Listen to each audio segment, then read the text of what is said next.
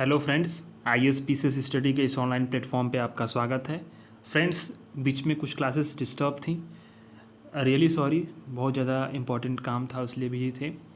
और ये April month की सिक्योरिटी वाला सेक्शंस है, मैं इससे शुरुआत करने वाला हूँ। पीछे के सारे क्लासेस मैंने करा दी हैं और मई मंथ की मैगज़ीन भी आ चुकी है। तो अब मैं जो है आपको अप्रैल और मई दोनों मंथ्स की मैगज़ीन को एक साथ कराने वाला हूं और इसी मंथ में सभी कंप्लीट हो जाएंगी, एकदम अपने टाइम पे आ जाएंगी। क्योंकि अभी जून की मैगज़ीन आई नहीं है। जून की जब तक मैगज़ीन आएगी तब तक मैं आपको वादा कर रहा हूं कि अप्रैल और मई की मैगज़ीन मैं कंप्लीट करा दूंगा। सिक्योरिटी वाला सेक्शन है, यानी कि ये आपका इंटरनल सिक्योरिटी का जो आपका टॉपिक है मेंस में, उससे संबंधित ये जो आपका सारे आर्टिकल्स आपको देखने को मिलेंगे। भारत में ये पहला आर्टिकल है, भारत का रक्षा निर्यात, यानी कि इंडियाज़ डिफेंस एक्सपोर्ट सुर्खियों में क्यों रहा? क्योंकि भारत ने फिलीपींस को ब्रह्मोस क्रूज मिसाइल की पहली खेप सौंपी है। किसने दिया है? भारत ने दिया। किसको? फिलीपींस को। क्या दिया है? ब्रह्मोस क्रूज मिसाइल की खेप। तो ये आपको इंटरलिंक करना है कि ये भारत का जो रक्षा निर्यात है ये कैसे बन सकता है। सवाल पूछ सकता है कि भारत की रक्षा निर्यात में उभरती हुई संभावनाओं को देखते हुए भारत सरकार के प्रयासों की समालोचनात्मक समीक्षा करें या फिर उसका विश्लेषण करें या विस्तृत प्रकाश डालें। इस तरह से सवाल बन जाएंगे आपके मेंस के सिक्योरिटी वाले सेक्शंस में। तो ये GS3 में है, इंटरनल सिक्योरिटी। आपका ये काम है कि सिलेबस को आप एक दो बार जरूर देखो GS3 का। जब तक आप सिलेबस नहीं देखोगे, चीज़ें आप जो है उसको इंटरलिंक नहीं कर पाओगे। मैंने आपको बताया भी था कि सिलेबस को कैसे टॉपिक से इंटरलिंक करते हैं। तो ये जो पहली खेप पहुंची, भारत ने फिलीपींस को ब्रह्मोस क्रूज मिसाइल की पहली खेप दी, तो इसके लिए समझौते हुए थे। ब्रह्मोस एरोस्पेस प्राइवेट लिमिटेड जो कंपनी, उसने 2022 में फिलीपींस के साथ जो एक शोर based anti ship missile system है, इसकी सप्लाई के लिए समझौते पर साइन किया था। अभी हाल के वर्षों में देखा गया है कि जो सेशेल्स है, मालदीव है, मॉरिशस है, इक्वाडोर है, इन जो छोटे छोटे देश हैं ना, इनसे भारत की जो रक्षा निर्यात हो रहा है, यानी कि जो हमारा एक्सपोर्ट हो रहा है, हम जो इतना एक्सपोर्ट कर रहे हैं उसमें लगातार वृद्धि देखी जा रही है। ठीक है, ब्रह्मोस मिसाइल के बारे में देखेंगे तो अभी देख लेते हैं कि भारत में जो रक्षा निर्यात है उसमें वृद्धि के कारण क्या है। आखिर जो एक्सपोर्ट में वृद्धि हो रहा है तो कहीं ना कहीं कुछ फैक्टर्स होंगे जिनके कारण से वृद्धि हो रहा है।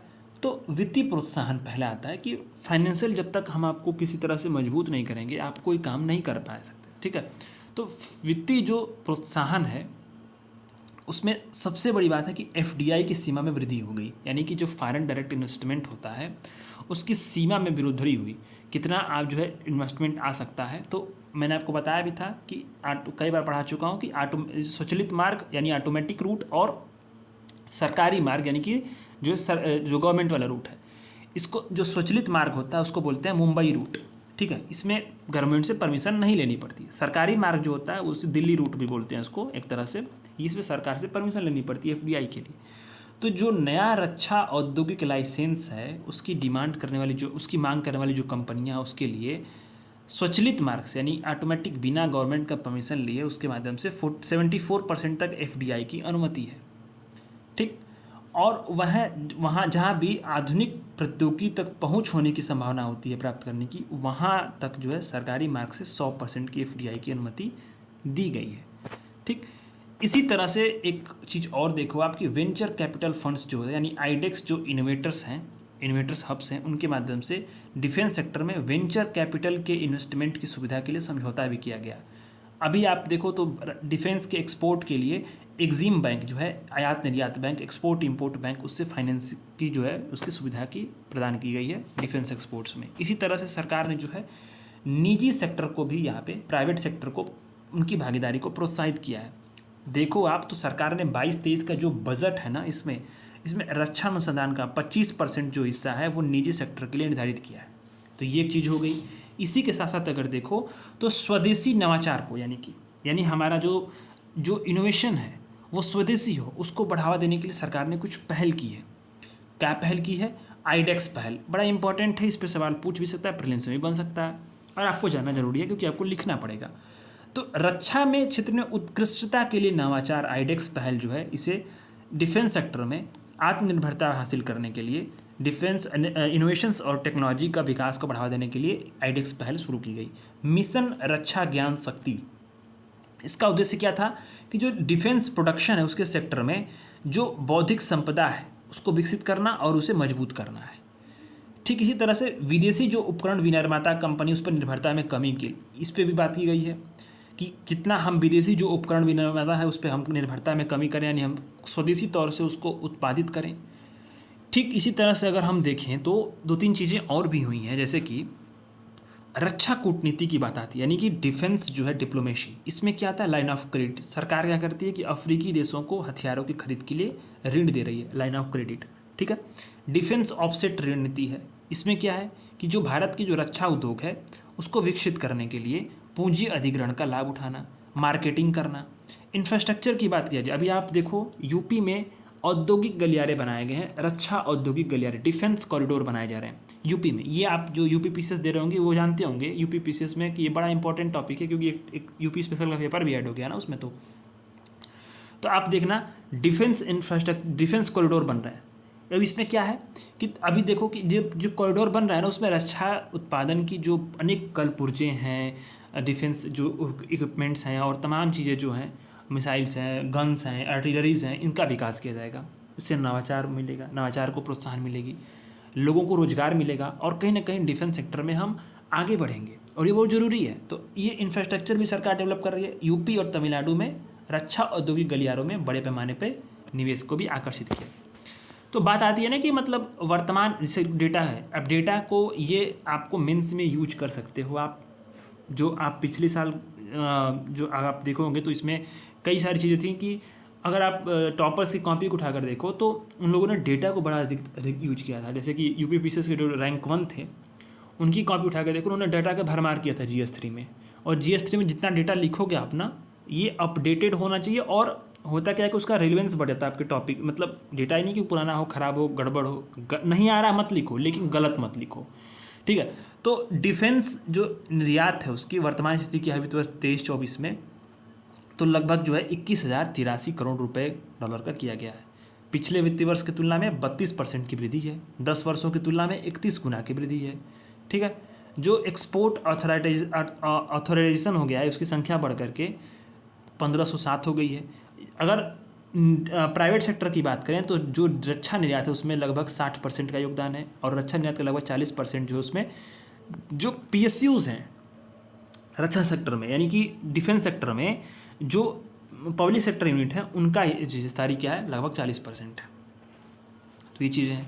तो जो डिफेंस का जो एक्सपोर्ट होता है तो उससे क्या लाभ होते हैं, वो सारी चीज़ों को, चुनौतियाँ क्या हैं और आगे की राह क्या होनी चाहिए, इसकी हम लोग बात करेंगे।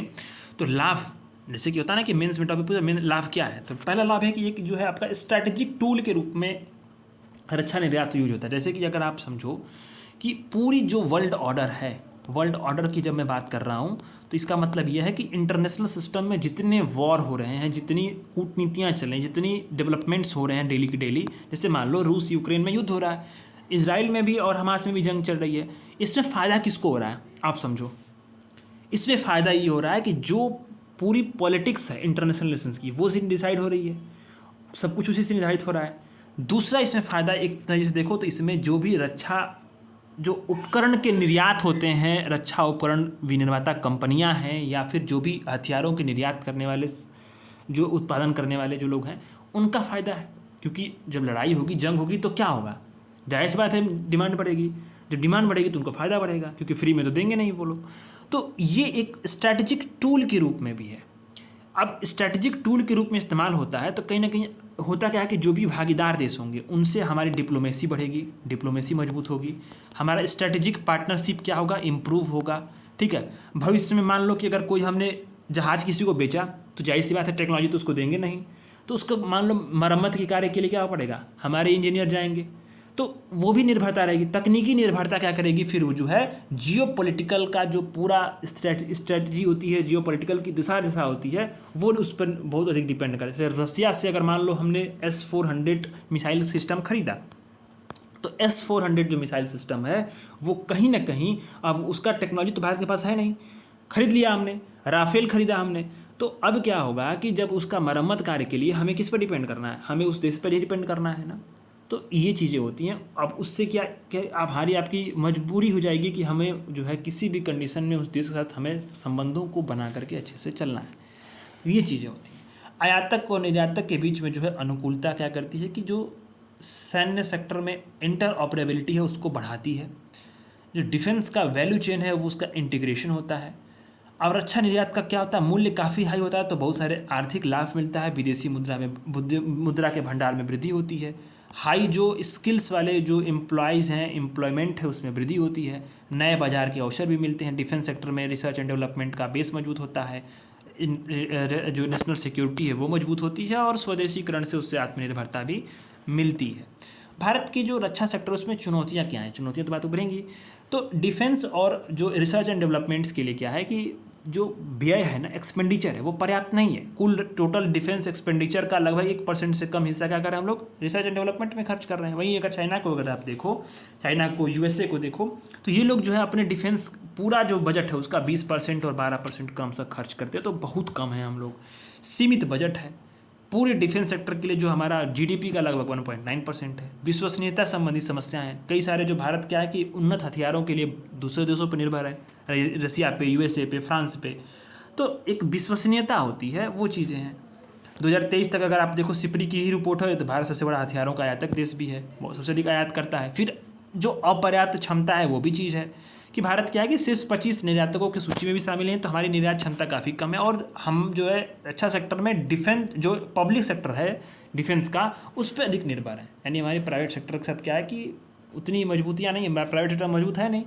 तो इस पर क्या है कि एकाधिकार जो सप्लाई पे स्थापित हो जाता है डीपीएसयू का, इससे होता क्या है कि जो रक्षा सेक्टर में नवाचार होना चाहिए, जो इकोसिस्टम होना चाहिए, निजी सेक्टर को इंटीग्रेट करना चाहिए, वो चीज़ें हो नहीं पाती हैं। तो समस्या होती है क्या है कि राजनयिक मुद्दे भी होते हैं, कई सारे देशों से प्रतिस्पर्धा है, समय पर डिलीवरी नहीं होती है।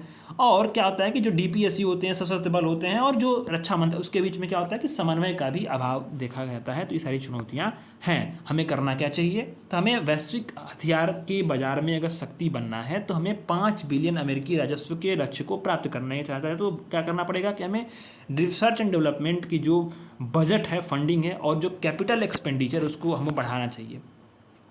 ठीक है, जो जियोपॉलिटिकल जो पूरी स्ट्रेटजी है, जो पूरी पॉलिटिक्स है ना, उसमें हमें बेहतर अवसरों का उपयोग करना चाहिए। सिंगल पॉइंट एजेंसी के लिए यानी कि स्थापना करें जो क्या करे कि जो सभी जो भी उसमें हितधारक हैं जो डिफेंस सेक्टर में, उसमें समन्वय कर स्थापित करें, योजनाओं को क्रियान्वित करें, और उनके जो एक्सपोर्ट के लक्ष्य हैं उनको इंटीग्रेट करके सिंगल पॉइंट हो, ताकि कई बार क्या होता है ना, क्लियरेंस और समन्वय संबंधी जो बाधाएं होती हैं ना, वो भी एक बहुत बड़ा बाधा है हमारे यहाँ। कागजी कार्रवाई करते करते आप जो है साल 2 साल बीत जाएगा, उतने में कोई देश जो है उस देश को हथियार बेच के निकल जाएगा, मुंह ताकते रह जाएंगे आप। तो ये सब चीज़ें होती हैं।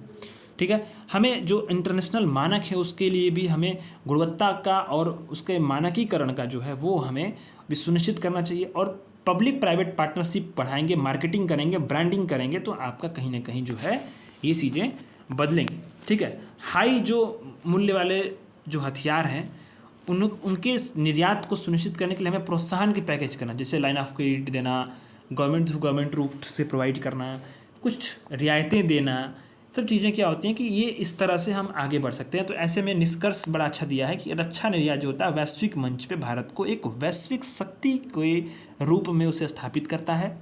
भागीदार देशों के बीच में स्ट्रैटेजिक जो प्रॉफिट है उसमें सुधार करने के लिए एक बहुत बड़ा अवसर हमें देता है। तो ये आपका आर्टिकल कंप्लीट हो गया। नेक्स्ट आर्टिकल की तरफ हम लोग बढ़ते हैं। तो virtual asset and terror financing की बात यहाँ पे की जा रही है। इसी बीच ये चीज़ें छूट रही थी, देखिए याद पड़ गया, बताना मुझे ज़रूरी है।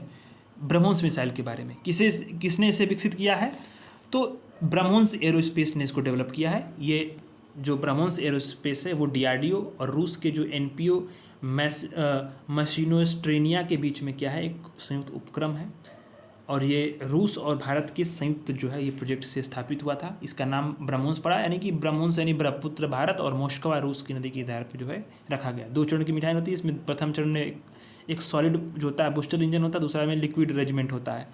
इसकी अगर बात करें तो ये जो पूछ सकता है वो सवाल क्या है कि यह मिसाइल जो है सतह, समुद्र और समुद्र के नीचे वायु से सतह और जो समुद्र आधारित लक्ष्य होता है उसको भेजने में सक्षम होती है। तो ये चीज़ें हैं, हर जगह इसको शामिल कर दिया गया है सेना में, तो ये बड़ा इंपॉर्टेंट है, चीज़ों को ध्यान देना।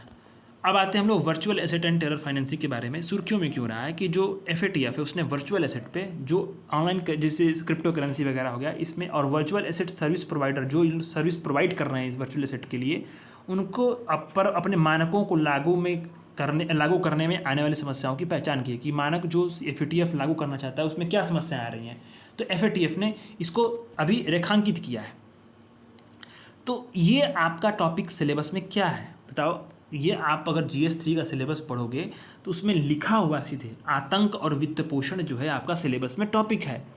यही आपसे सवाल पूछेगा इस पे, और हर साल इस पे सवाल बना है। तो अभी न्यूज में क्या है कि FATF ने वर्चुअल एसेट और वर्चुअल एसेट के जो सर्विस प्रोवाइडर उन पे जो है मानक, भैया उसके तो मानक हैं FATF के, तो FATF के मानक को लागू करने में कौन कौन सी दिक्कतें सामने आ रही हैं इसके बारे में आपकी बात की जा रही है इसमें। अब FATF क्या होता है कि क्रिप्टो स्फीयर में जो भी विकास हो उसकी निगरानी करता है, मनी लॉन्ड्रिंग, आतंकवाद, इसके फाइनेंस के लिए वर्चुअल एसेट के जो दुरुपयोग है उसके लिए इसने मानक भी जारी किए हैं, और जो सर्विस प्रोवाइडर हैं उसके द्वारा मानकों को मजबूत करने के लिए एक रोड मैप पर भी सहमति व्यक्त की थी। तो ये सारी जो डेवलपमेंट्स हो रही हैं ना वो कहीं ना कहीं आपको ये मेंस के टॉपिक में इंटीग्रेट करते जाना, किस पे भी और डेवलपमेंट्स होंगी। तो एक चीज़ आप समझो कि वर्चुअल एसेट और वर्चुअल एसेट सर्विस प्रोवाइडर होते क्या। वर्चुअल एसेट मान लो जैसे आप हाथ में आपके पास 10 रुपये हैं, उसके लिए क्या है आपके पास वैल्यू है। वैल्यू किस चीज़ की है? 10 रुपये आपके पास नोट होंगे, आपको तो मालूम चलेगा। ठीक उसी तरह से जो उसका डिजिटल फॉर्म ऑफ वैल्यूज़ है प्राइस का, वो क्या है? वर्चुअल एसेट है, क्रिप्टो एसेट। इसका क्या कर सकते हैं? डिजिटली रूप से उसका हम लोग व्यापार कर सकते हैं, ट्रांसफ़र कर सकते हैं और उसका भुगतान कर सकते हैं। इस उदाहरण के लिए बिटकॉइन, लाइटकॉइन, एथेरियम, डॉजकॉइन, ये सब क्या है? ये फिएट मुद्रा, ये का डिजिटल रूप है। फिएट मुद्रा क्या होती है? सरकार द्वारा जारी करने वाली मुद्रा होती है, ठीक है। अभी इसके सर्विस प्रोवाइडर कौन है वर्चुअल एसेट के? तो ऐसा कोई भी व्यक्ति हो या कानूनी या प्राकृतिक रूप से जो क्या कर रहा हो कि एक व्यवसाय के रूप में लेन देन के लिए उसको प्रोत्साहित कर रहा हो, उसके बीच में जो विनिमय की सेवाएं दे रहा हो और उसके बीच में जो वर्चुअल एसेट के बीच में ट्रांसफ़र वगैरह कर रहा हो, ये जो सर्विस प्रोवाइडर हो गए। तो इसमें क्या होते हैं? क्रिप्टो जो सर्विस प्रोवाइडर में कौन कौन लोग होते हैं? तो क्रिप्टो करेंसी एक्सचेंज होंगे, ATM ऑपरेटर हो गया, हेज फंड्स हो गए, वॉलेट कस्टोडियन होंगे, ये सारी जो संस्थाएं होती हैं ना ये लोग प्रोवाइड करती हैं वर्चुअल एसेट। तो बात आती है ना कि अभी टेरर फाइनेंसिंग में वर्चुअल एसेट एक बहुत बड़ा चुनौती बन गया है। टेरर फाइनेंसिंग में पहले क्या था कि पहले जो है जाली मुद्रा थी, अभी भी जाली मुद्राएं हैं, जाली मुद्रा ख़त्म नहीं हुई है। जाली मुद्राएं जो हैं वो कहीं ना कहीं एक टेरर फाइनेंसिंग में बहुत बड़ा रोल पैदा करती हैं, और ये इनका इतना बड़ा व्यापार है कि भारत में जब नोटबंदी हुई थी तो ये अनुमान लगाया गया था, और ये बात सत्य है कि कहीं ना कहीं जाली नोटों का जो पूरी संख्या थी ना वो बहुत ज़्यादा थी, अभी भी है। और ये समस्या क्या है? भारत की जो पोरस सीमाएं, जैसे कि तुम्हारा UP से सटा हुआ नेपाल का एरिया, नॉर्थ ईस्ट का एरिया, ये पंजाब वाला एरिया, इसमें जाली मुद्राओं का कारोबार बहुत ज़्यादा है। अब समय बदला, सब कुछ डिजिटल फॉर्म में, क्रिप्टो करेंसी आ गई, वर्चुअल एसेट आ गया, तो अब कहीं ना कहीं जो है यही जाली मुद्राएं जो हैं कहीं ना कहीं अब क्या हो गई हैं कि ये वर्चुअल रूप ले चुकी हैं। अब जो है इसमें सबसे बड़ी घाटा ये हो रहा है कि इसको एक्सेस करना, इससे जो है तुरंत फंडिंग करना बेहद आसान हो चुका है। एक क्लिक में आप जो है इसको आप कर सकते हैं, ट्रैक करना काफ़ी मुश्किल है। तो ये सारी समस्याएं किसको हो रही हैं? जो एजेंसीज़ हैं उनको भी अब समय के अनुसार बदलना पड़ रहा है। तो ये FATF जो है कहीं ना कहीं इसी दिशा में ये काम कर रही है। और टेरर फाइनेंसिंग पे UPSC ने सवाल पूछे हैं, मेंस में कई बार पूछा है। तो होता क्या है कि आतंकवाद के वित्त पोषण के लिए कौन कौन से जिम्मेदार कारक हैं? तो अनामिता, यानी कि वर्चुअल एसेट को क्या होता है कि एनोनिमिटी जो होती है पीयर टू पीयर ऑनलाइन लेन देन के कारण क्या होता है कि ये उच्च जोखिम वाली परिसंपत्ति मान लेती है। उच्च जोखिम वाली, इसमें क्या होता है कि अपराधी जो होते हैं, अधिकारी बोल रहा हूँ सॉरी, VPN का इस्तेमाल करके, वर्चुअल प्राइवेट नेटवर्क का इस्तेमाल करके उसके लोकेशन को और उसका जो मूल जो गंतव्य यानी कि कहाँ पैसा भेजा जा रहा है उसको छुपा देते हैं। इसमें वैश्विक जो मानक हैं उसके विनियमनों की अनुपस्थिति, यानी कि अलग अलग जो कानून है, अलग अलग प्रोडक्ट्स हैं, उसके लिए कोई एक मानक नहीं है, ठीक है। तो ये भी चीज़ें हैं। अभी IMF ने भी वर्चुअल एसेट के लिए वैश्विक फ्रेमवर्क की कमी को उजागर किया है। बहुत सारा वित्तीय स्थिति पर दुष्प्रभाव इस पर हो रहा है। वर्चुअल एसेट के साथ क्राउड फंडिंग भी हो रही है। जो आतंकवादी समूह हैं वो क्राउड फंडिंग कर रहे हैं, लोगों से पैसा ले रहे हैं, ठीक है, इसका फ़ायदा उठा रहे हैं। अभी क्या है कि वर्चुअल एसेट के लिए FATF के मानक क्या हैं देशों के लिए? तो देशों के लिए FATF ने बताया है कि वर्चुअल एसेट सेक्टर के मामले में मनी लॉन्ड्रिंग और आतंकवाद के फाइनेंस के खतरों को समझना है, जो सर्विस प्रोवाइडर हैं वर्चुअल एसेट, उनके लाइसेंस को पंजीकरण करें, उनके सेक्टर की निगरानी वैसे ही करें जैसे कि अन्य सेक्टर की करते हैं। ठीक है, तो इनके लिए जो वर्चुअल एसेट सर्विस प्रोवाइडर, उनके लिए क्या मानक बनाया गया कि ऐसे निवारक उपाय लागू करें कि जो अन्य वित्तीय संस्थान लागू करते हैं। साथ ही साथ जो है उसमें क्या करना है, हमें एसेट का जो ट्रांसफ़र है उसके करते समय हमें एसेट के स्रोत और उसका ट्रांसफ़र करने का जो गंतव्य जहाँ जा रहा है उसके बारे में जानकारी प्रदान करें, रिकॉर्ड रखें और सुरक्षित लेन देन को बढ़ावा दें। इनके लिए दिशा निर्देश हैं FATF के। बहुत सारी चुनौतियाँ भी हैं इसके बारे में, जो अभी हम लोग बात करेंगे। तो भारत में वर्चुअल एसेट और इनका जो सर्विस प्रोवाइडर है, इसका विनियमन क्या है, इस पर बात होगी।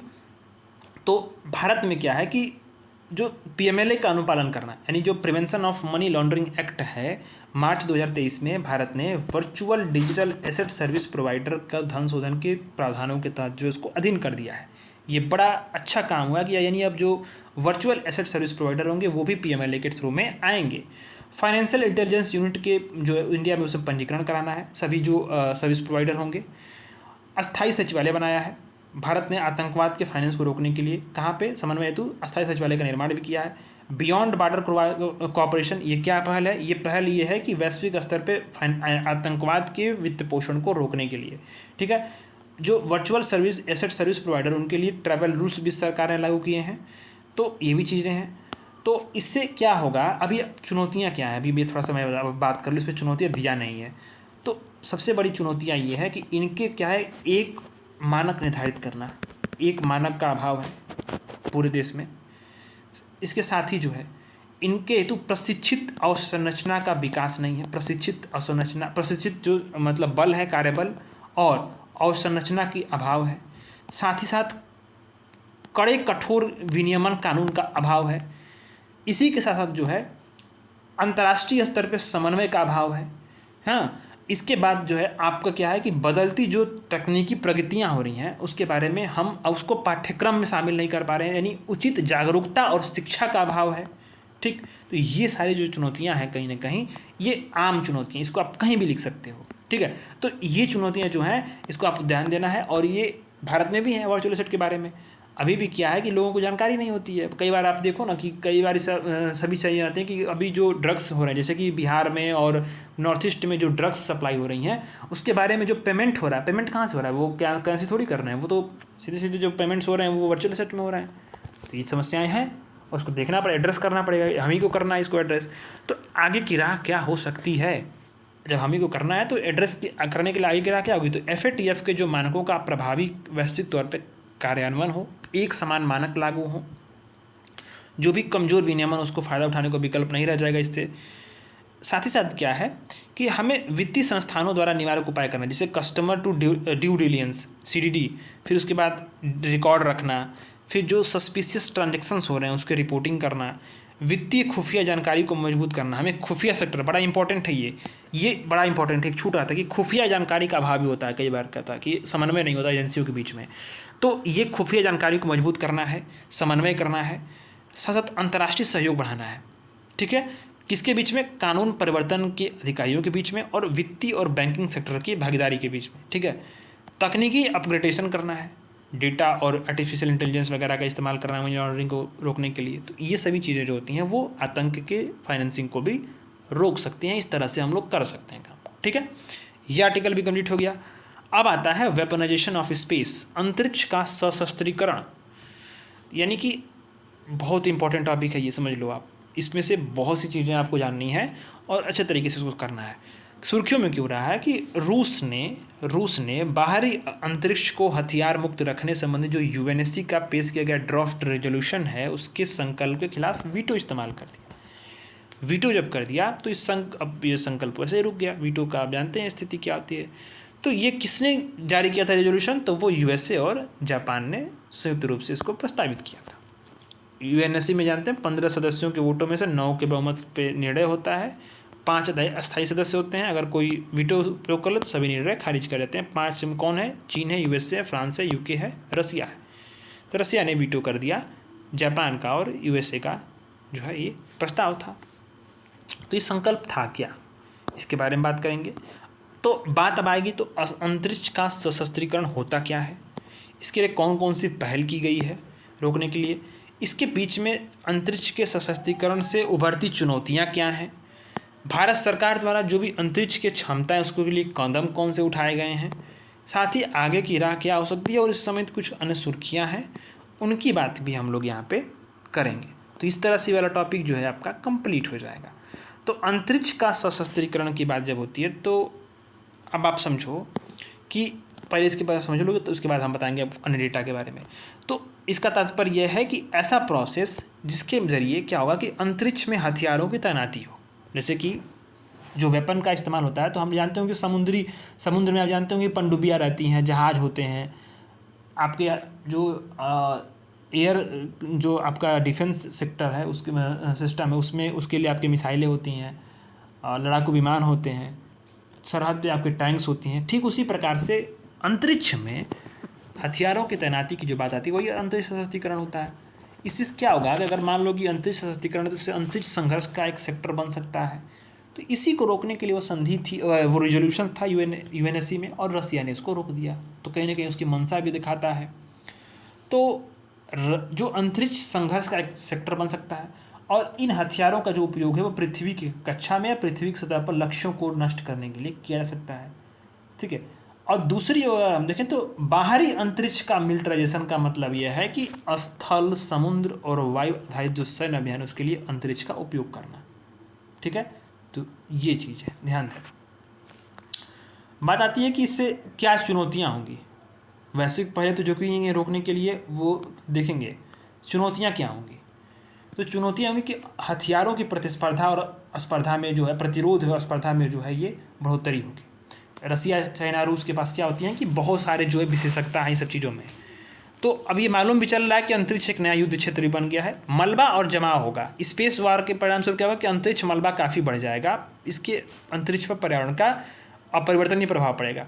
दोहरे उपयोग वाली टेक्नोलॉजी इस्तेमाल होंगी, जैसे कि जो अंतरिक्ष यान हैं, जो स्मॉल सैटेलाइट्स हैं, जीपीएस हैं, ये जो इस्तेमाल की जाती हैं इनका दोहरा इस्तेमाल हो सकता है। जो अप्रचलित बाहरी अंतरिक्ष संधि है वो क्या कर सकती है कि वो वर्तमान की जो अलग अलग जो जियोपॉलिटिकल और टेक्नोलॉजी की जो परिस्थितियाँ बन रही हैं वो संधि जो है समकालीन चुनौतियों से निपटने में सक्षम नहीं है। तो ये चुनौतियाँ हैं। तो अंतरिक्ष के सशक्तिकरण से उभरती चुनौतियाँ ये 3-4 चीज़ें हैं। तो भारत ने इस पर कदम क्या उठाए हैं। भारत ने इसके लिए डिफेंस स्पेस एजेंसी बनाई है। ये एजेंसी जो है सैन्य अंतरिक्ष गतिविधियों के बीच में समन्वय बनाने के लिए की गई है। मिशन शक्ति इस्तेमाल कर रहा है भारत ने पहली बार एंटी सैटेलाइट मिसाइल का सफलतापूर्वक परीक्षण भी किया था। ठीक है। और इंड स्पेस एक्स जो है इसका 2019 में इसका अभ्यास का आयोजन भी किया गया था। तो भारत मान लीजिए अपने स्तर पर जो किया वैश्विक स्तर पर क्या इसका पहल है। तो वैश्विक स्तर पर हमें देखना है तो 3-4 पहले इसको आपको ध्यान देना है कुछ चीज़ों को, जैसे कि आउटर स्पेस जो है committee on the peaceful use of outer space committee 1959 में बनाई गई थी। ये किस लिए था कि जो अंतरिक्ष है उसका अन्वेषण करने उपयोग करने के लिए हमें क्या करना है कि मानवता के लिए लाभ करने के लिए गठित हो, यानी कि इसमें हथियारों का इस्तेमाल न हो। इसी पर जो है फिर बाद में क्या हुआ कि आउटर स्पेस ट्रीटी 1967 लागू की गई। ये ध्यान देना, इसको आपको मेंस में लिखना अगर आ जाएगा तो। ये संधि क्या करती है कि बाहरी अंतरिक्ष में जो बताए ना बाहरी अंतरिक्ष, तो इसमें परमाणु हथियारों का या व्यापक विनाश वाले जो हथियार होंगे, वेपन ऑफ मास डिस्ट्रक्शन जिसको बोलते हैं, वेपन ऑफ मास डिस्ट्रक्शन, इसके किसी अन्य हथियार को तैनात करने पर रोक लगाती है। फिर रेस्क्यू जो एग्रीमेंट है, बचाव समझौता, ये 1962 में आया था। ये किस लिए था कि अंतरिक्ष यात्रियों के बचाव के लिए, वापसी के लिए, अंतरिक्ष बाहरी अंतरिक्ष में जो प्रक्षेपित ऑब्जेक्ट्स हैं उनकी सुरक्षा के लिए जो है ये वापसी के लिए ये समझौता होता है। स्पेस लाइबिलिटी कन्वेंशन जो है, लाइबिलिटी कन्वेंशन, इसके तरीके क्या होगा कि जो स्पेस ऑब्जेक्ट का प्रक्षेपण करने वाले देश क्या करेंगे, अपने स्पेस ऑब्जेक्ट से होने वाली क्षति के लिए उत्तरदायी होगा। ये कन्वेंशन बनाया गया। फिर लॉन्च रजिस्ट्रेशन कन्वेंशन था, यानी जो प्रक्षेपण करेगा देश उसका अपने स्पेस ऑब्जेक्ट को एक रजिस्ट्री में पंजीकृत करेगा और यूएन के महासचिव को देगा। फिर इसके बाद मून एग्रीमेंट हुआ, बड़ा इंपॉर्टेंट है मून एग्रीमेंट। ये एग्रीमेंट 1979 में हुआ। ये जो समझौता है चंद्रमा पे जो सैन्य अड्डा है, प्रतिष्ठानों की स्थापना है, किलाबंदी है या चंद्रमा पर किसी प्रकार के हथियार के परीक्षण पर रोक लगाता है। यह जो भारत है वो बाहरी अंतरिक्ष संधि, बचाव समझौता, लाइबिलिटी कन्वेंशन और पंजीकरण अभिसमय का सदस्य है। ठीक है। भारत ने, ध्यान देना, मून एग्रीमेंट पर हस्ताक्षर किए हैं लेकिन रेक्टिफिकेशन नहीं किया है। भारत जो है कॉपस में सक्रिय रूप से भाग लेता है। तो इसको चीज़ों को ध्यान देना है, प्रीलिम्स पर्सपेक्टिव से भी चीज़ें इंपॉर्टेंट हो सकती हैं। तो वैश्विक स्तर पे चीज़ें यही हुई हैं।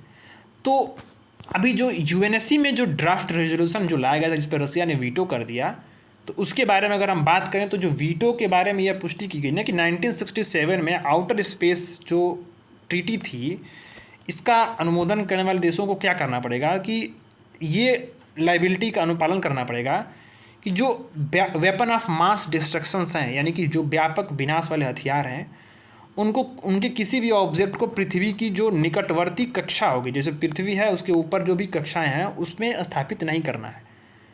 ऐसे हथियार वाले ऑब्जेक्ट को किसी खगोलीय पिंड पर तैनात नहीं किया जाएगा, या और ऐसे हथियारों को आउटर स्पेस में भी जो है तैनात नहीं किया जाएगा।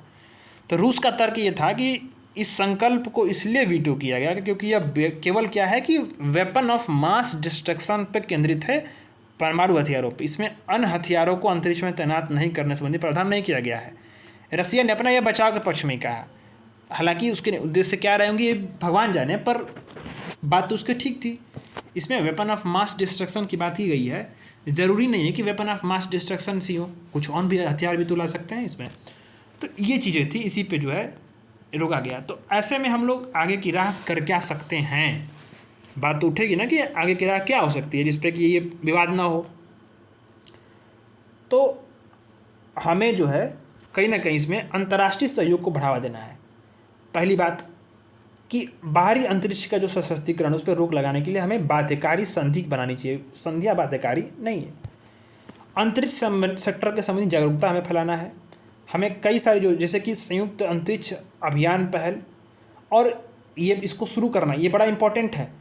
ये बहुत ही इंपॉर्टेंट है। 5I जो कंट्रीज़ हैं इस पर यूपी पीसीएस में सवाल बना था, इस पर आर की एग्ज़ाम में, शायद हाँ आर की एग्ज़ाम में बना हुआ है इसमें। तो इनके देशों में फ्रांस और जर्मनी के बीच में पहल शुरू की गई, संयुक्त अंतरिक्ष अभियान पहल। इस पहल का उद्देश्य यह है कि अंतरिक्ष गतिविधियों पर जानकारी साझा की सुविधा देना। 5I इस देश में कौन है? ऑस्ट्रेलिया है, कनाडा है, न्यूजीलैंड है, यूके है और यूएसए है। अंतरिक्ष मलबे को कम करने की बात करना चाहिए हमें, और लागू करने योग्य अंतरिक्ष संबंधी कानून ऐसे लगाना चाहिए। ये भी चीज़ें जैसे कि अभी पारोस यानी कि बाहरी अंतरिक्ष में हथियारों के स्पर्धा रोकथाम के लिए यूएन का संकल्प है। हमें ऐसे ही संकल्पों को जो है लाना है ताकि जो है अंतरिक्ष का सशक्तिकरण किसी प्रकार से नहीं हो पाए। अभी इसमें कुछ समेत कुछ अन्य सुर्खियाँ जो प्रीलिम्स पर्सपेक्टिव से बड़ा इंपॉर्टेंट हो सकती हैं। स्वीडन क्या है? आर्टेमिस एकॉर्ड में शामिल होने वाला 38वां देश बना है। आर्टेमिस एकॉर्ड की स्थापना कब हुई थी? तो 2020 में हुई थी। नासा ने अमेरिकी विदेश विभाग के समन्वय से किया। इसके 7 अन्य संस्थापक देश हैं। अब इसकी जो आर्टेमिस एकॉर्ड्स है इसकी स्थापना जो है आउटर स्पेस ट्रीटी 1967 के आधार पर की गई है, जो इस 21वीं सदी में असैन्य उद्देश्य से, यानी कि सैन्य नहीं असैन्य उद्देश्य से अंतरिक्ष का अन्वेषण और उपयोग के मार्गदर्शन के लिए डिजाइन किया गया है। सिद्धांत बाध्यकारी नहीं है, ठीक है, ध्यान ये देना। ये जो एकॉर्ड्स हैं वो असैन्य अंतरिक्ष कूटनीति में बहुपक्षीय नेतृत्व का प्रतिनिधित्व करते हैं और शांतिपूर्ण उपयोग में ये मतलब सभी देशों के साथ लाते हैं। भारत ने भी इस पर हस्ताक्षर किए हैं। अब इनकी कुछ प्रतिबद्धताएं होती हैं जो आर्टेमिस एकॉर्ड कर लेते हैं कि हमें क्या करना है कि हमें जो भी अंतरिक्ष के अन्वेषण और राष्ट्रीय नीति है उसके बारे में हमें जानकारी देना है, पारदर्शिता रखनी है, इंटर ऑपरेबल बनाना है, साझा अन्वेषण अवसंरचना मानकों को मान्यता देना है, ठीक है, आउटर स्पेस ट्रीटी के समझौता ज्ञापनों को लागू करना है, आउटर स्पेस की जो विरासत है उसको हमें संरक्षित करना है, अंतर्राष्ट्रीय अंतरिक्ष की जो मलबे उसमें कमी उसको कम करना है। हाल ही ने जो है इस पर यूएनजीए ने यूएनएससी में वीटो के शक्ति के बढ़ते उपयोग पर बहस भी की कि यूएन में वीटो का बड़ा इस्तेमाल हो रहा है। तो वीटो शक्ति के लिए क्या इस्तेमाल हो रहा है? कारण क्या है कि राष्ट्रीय हित जो है कई जो भारत जो भी देश होते हैं सबके राष्ट्रीय हित होते हैं, नेशनल इंटरेस्ट होता है। पूरी जो पॉलिसी होती है फॉरेन पॉलिसी, विदेश नीति, वो नेशनल इंटरेस्ट पे सभी देशों की डिपेंड होती है। मैंने आपको नेशनल इंटरेस्ट के इंपॉर्टेंट के बारे में बताया था कि देशों की जो नेशनल इंटरेस्ट है, राष्ट्रीय जो हित हैं, सब कुछ पूरे विश्व में, वर्ल्ड ऑर्डर में, विश्व व्यवस्था में जो भी डेवलपमेंट्स हो रहे हैं उसका एकमात्र कारण है नेशनल इंटरेस्ट। नेशनल इंटरेस्ट, राष्ट्रीय हित, सभी देशों के अपने राष्ट्रीय हित हैं। भारत के पास क्या, अब राष्ट्रीय हित में क्या आएगा? जैसे कि भारत क्या है, तेल पे काफ़ी अधिक निर्भरता है। जो भी खनिज तेल है जैसे पेट्रोल, डीजल, पेट्रोकेमिकल्स वगैरह जितने हैं, नेचुरल गैस हैं, भारत में नहीं होते हैं। भारत को क्या करना है कि उसको खरीदना पड़ता है। तो बजाय हमारे अमेरिका से संबंधों को दरकिनार करते हुए हम रसिया और अरब देशों से और ईरान से तो हम संबंध बनाए रखेंगे ना, क्योंकि हमको तो लेना है पैसा दे करके लेना है तेल। तो जब लेना ही है तो जहाँ से सस्ता मिलेगा हम तहाँ से लेंगे, हमारा नेशनल इंटरेस्ट है। रसिया से लाख यूक्रेन से युद्ध हो रहा था, भारत के प्रधानमंत्री गए, जेलेंस्की ने तो यहाँ तक कह दिया कि खूनी से एक बड़े लोकतांत्रिक देश का नेता जो है वो गले मिल रहा है, लेकिन उसके कहने से क्या फ़र्क पड़ता है? नेशनल इंटरेस्ट है हमारा भाई। अब हम जाएंगे, हमारा रसिया के साथ हमारा डिफेंस इम्पोर्ट है, एक्सपोर्ट भी कुछ है, फिर इसके साथ हमारा जो बहुत सारे इंटरेस्ट हैं जो कि रसिया के साथ हमारे मैच करते हैं, तो हमको तो मिलना भाई ज़रूरी है। तुम्हारा अब यूक्रेन को ये कौन समझाए कि उसका नेशनल इंटरेस्ट है, तभी तो वो यूएसए के पक्ष में है, वरना वो तो रसिया के पक्ष में होना चाहिए। तो नेशनल इंटरेस्ट ही सब कुछ क्या करता है, पूरी व्यवस्था को वो निर्धारित करता है। तो वीटो शक्ति में भी जो है नेशनल इंटरेस्ट का ही सबसे अधिक जो है इस्तेमाल हुआ। वैश्विक संघर्ष और संकट में वृद्धि हुई, राजनीतिक ध्रुवीकरण हुआ, पोलराइजेशन हुआ है कई बार। वीटो शक्ति के प्रभाव क्या पड़ते हैं, तो मानवतावादी प्रयासों पर प्रभाव पड़ता है, कई बार मानवीय जो सुरक्षा और तमाम चीज़ें होती हैं वो प्रभावित होती हैं। गतिरोध और निष्क्रियता अधिक बाधा पड़ती है। यूएनएससी की विश्वसनीयता में गिरावट होती है और बहुपक्षवाद का क्षरण होता है, जैसे मल्टीलैटरिज्म का क्षरण तो होता ही है। ये चीज़ें हैं। अब नेक्स्ट आर्टिकल है आपसा, ये बड़ा इंपॉर्टेंट है, इसको थोड़ा सा मैं एक्स्ट्रा वैल्यू एडिशन के साथ पढ़ाना चाहता हूँ, तो इसको मैं नेक्स्ट क्लास में कराऊंगा, क्योंकि चाहता हूँ कि मैं इसको कायदे से कराऊँ। ये इस पर सवाल जो है यूपीएससी ने खूब पूछे हुए हैं और ये यूपीएससी का बड़ा फेवरेट टॉपिक है और ये इसका नेचर भी ऐसा ही है इस आर्टिकल का। तो ये आर्टिकल और news in shorts next class में कराऊंगा, ताकि इसको थोड़ा सा और अच्छे से मैं एलोबरेट कर पाऊँ, क्योंकि इसी आर्टिकल को मैं सीधे आधा घंटा डिस्कस करने वाला हूँ, क्योंकि आपका सिलेबस का एक पॉइंट सिलेबस का यहीं से कंप्लीट हो जाएगा। किसका सिलेबस का? मेंस का, GS3 का, इंटरनल सिक्योरिटी का। आपसा पे सवाल पूछा हुआ है, एक टॉपिक है पूरा ये, न्यूज में भी रहा है, सवाल पूछ सकता है मेंस में, इसलिए इस पर कल जो क्लास होगी वो आधे घंटे की क्लास होगी और इसमें जो है सिर्फ इसी टॉपिक को कराऊंगा, ताकि ये टॉपिक जो है एकदम जड़ से इसको ख़त्म कर दूं, यानी एक टॉपिक आपका GS3 का कंप्लीट करा दूं, GS3 का। तो इस पर एक बात करेंगे और न्यूज इन शॉर्ट्स की बात करेंगे। न्यूज इन शॉर्ट इसमें कुछ चीज़ें दी हुई हैं, कुछ चीज़ें जो है मुझे और भी वैल्यू एडिशन करनी है, वो होगा। तो इसके बाद हम न्यूज इन शॉर्ट्स को पढ़ेंगे और ये सिक्योरिटी वाला सेक्शन कंप्लीट होगा। तो मेरे पास सिर्फ 2 बचेंगे, जिसको इन्वायरमेंट पढ़ाना है मुझे और साइंस एंड टेक कराना है। तो दोनों को मैं करा दूंगा, ज़्यादा समय नहीं लगेगा। मई वाली मैगज़ीन भी जो है वो नेक्स्ट जो आपके अगले दिन है, उस मई वाली मैगज़ीन भी शाम को पैरेलल, जो सुबह अप्रैल की मैगज़ीन, शाम को मई की मैगज़ीन क्लासेस होंगी और पैरेलली जो है ये सारी चीज़ें कंप्लीट हो जाएंगी जून की मैगज़ीन के आने के पहले ही। ठीक है, तो सपोर्ट बनाए रखें। अब स्टार्ट हो गई है, कोई दिक्कत नहीं होगा, कंटिन्यूटी रहेगी। ठीक है, धन्यवाद।